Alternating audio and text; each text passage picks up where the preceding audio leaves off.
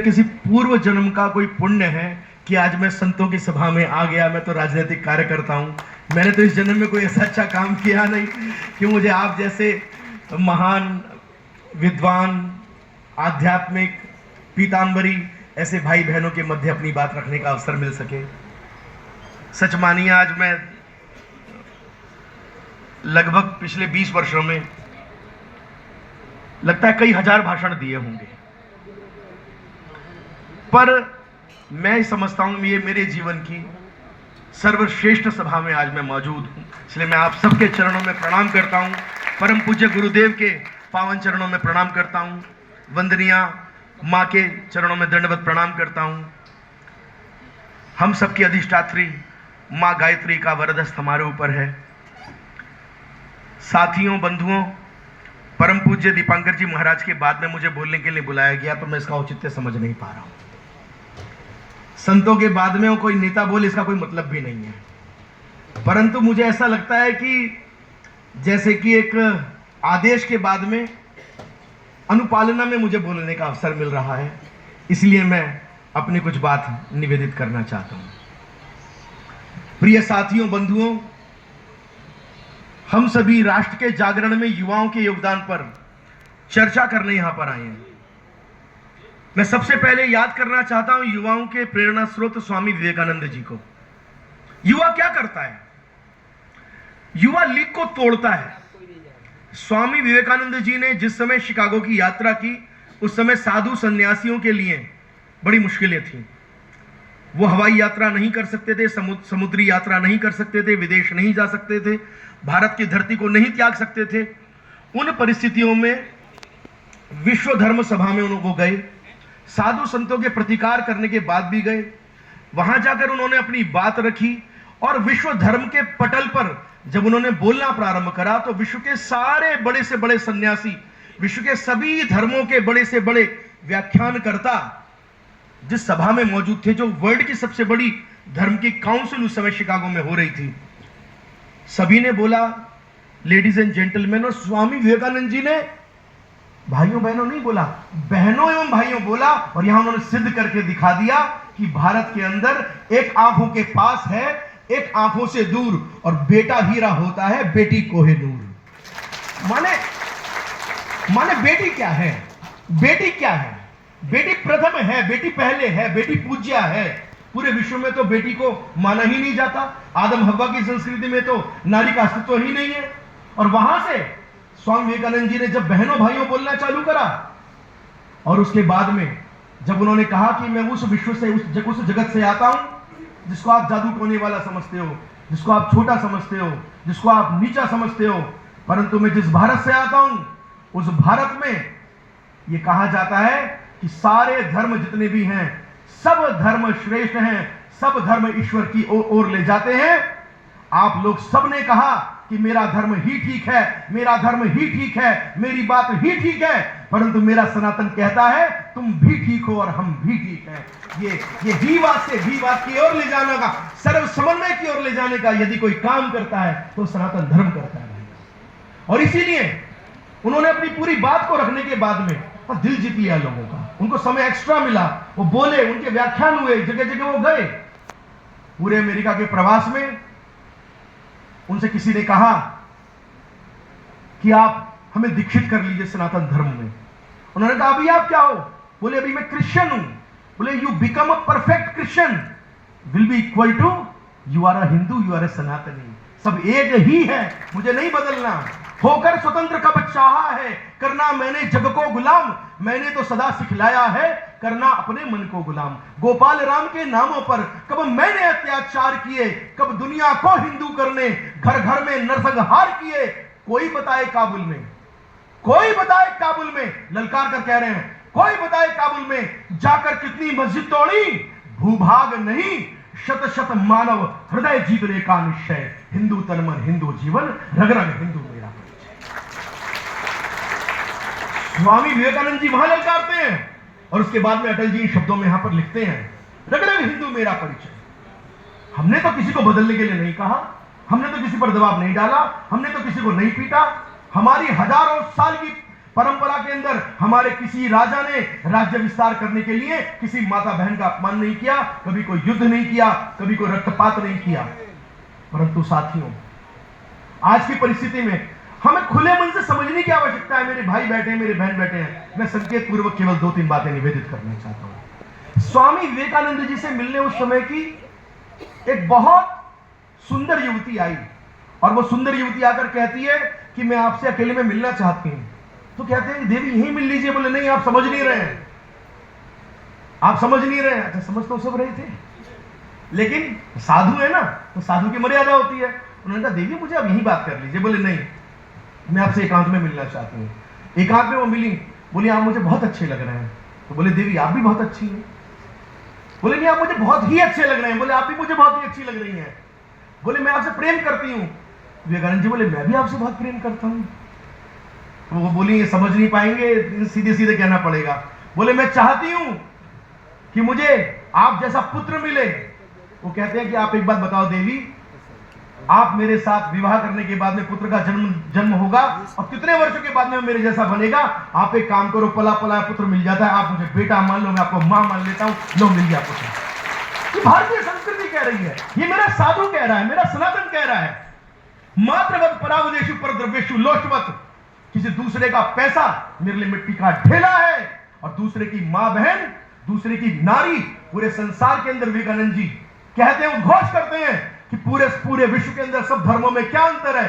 बोले एक मौलिक अंतर है कि आपके अंदर अपनी मां के अलावा जितनी भी नारी है सब में भोग दृष्टि है। तुम्हारे पैगंबरों ने भी 10 साल की बेटी के अंदर भोग दृष्टि देखने का काम किया है। और मेरे भारत का सनातनी, मेरे भारत का युवा, मेरा भारत का गायत्री परिवार का मेरा एक साथी कहता है कि अपनी पत्नी के अलावा संसार की सब नारियां वो मेरी मां का स्वरूप है, वो मां का स्वरूप है। अच्छा, हाथ खड़ा करके बताओ किस किस ने कंजक जिमाए हैं? कंजक जिमाना जान, नवरात्रि सब ने ना। एक 8 साल की 10 साल की छोटी बिटिया को लाकर उसके पांव को धोकर उसको सर से लगाने का काम करते हैं ना, ये हमारा संस्कार है। और इसीलिए हमारे यहां जहां विश्व में कहा गया कि मानव जन्मजात पाप से युक्त है, पापी है, बाइबल कह रही है, विश्व के सारे धर्म कह रहे हैं, लेकिन वहां हमारे यहां कहा गया चंदन है इस देश की माटी, तपोभूमि हर ग्राम है, हर बाला देवी की प्रतिमा, बच्चा बच्चा राम है।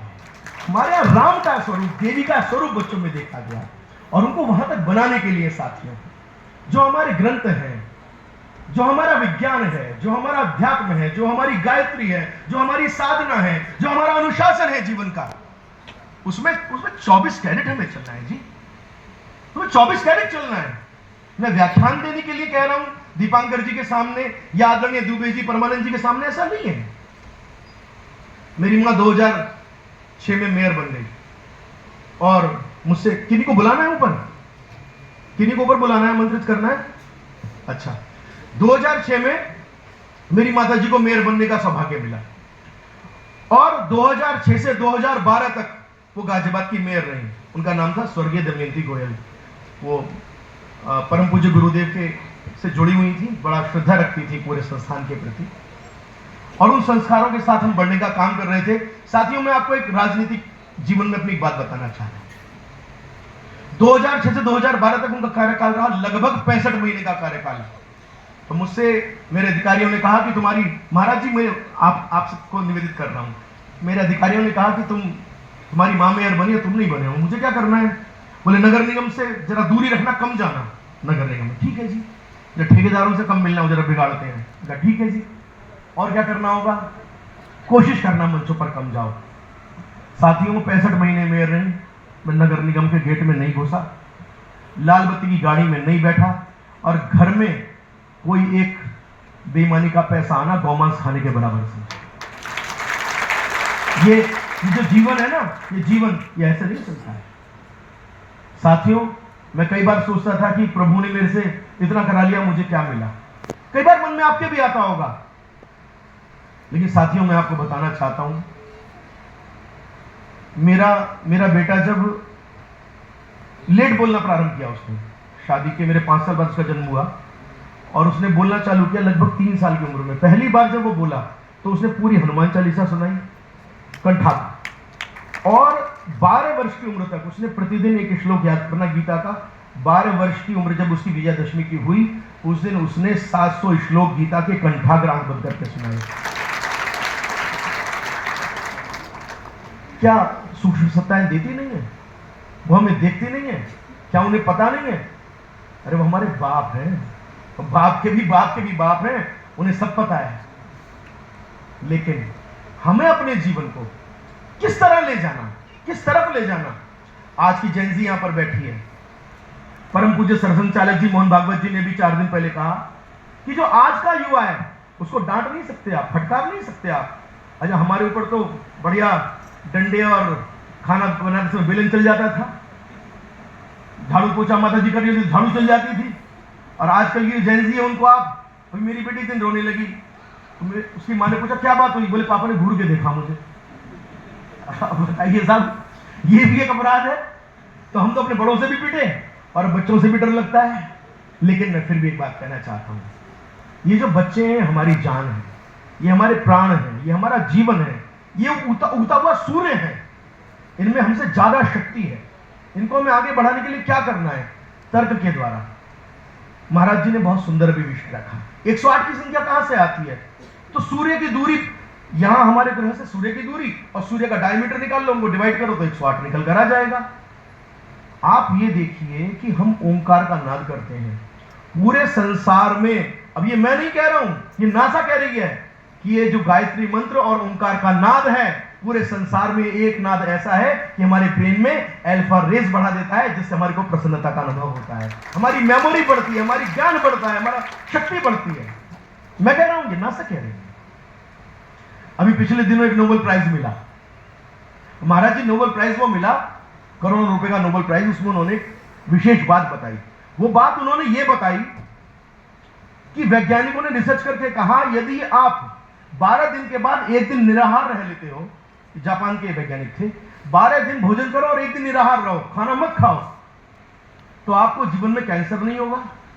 और यदि है तो उसके कैंसर के सेल खत्म हो जाएंगे।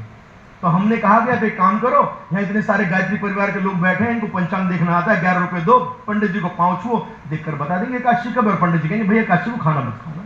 बात खत्म हो गई। हमारे कब की रिसर्च है बताओ? है नहीं है? तो हमें अपने पर विश्वास, अपने धर्म पर विश्वास, अपने जो हमने किया है उस पर विश्वास। हम महान हैं, हमें पता होना चाहिए। हमें यही बताया गया, हमें लगातार नैरेटिव सेट करके बताया गया।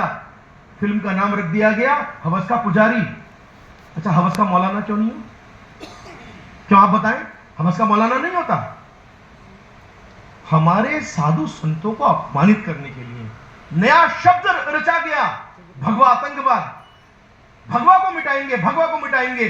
सूर्य का उदय होता है पूरे विश्व के अंदर तो भगवा होता है, और चारों तरफ आप उठाकर देख लो, कहीं अच्छा काम होता है तो भगवा होता है। यज्ञमयी संस्कृति में यज्ञ का रंग भगवा होता है।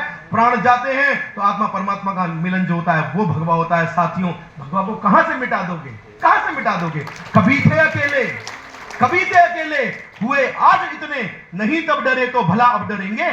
विरोधों के सागर में चट्टाने हैं हम, जो टकराएंगे मौत अपनी मरेंगे। और लिया हाथ में ध्वज, लिया हाथ में ध्वज, कभी ना झुकेगा।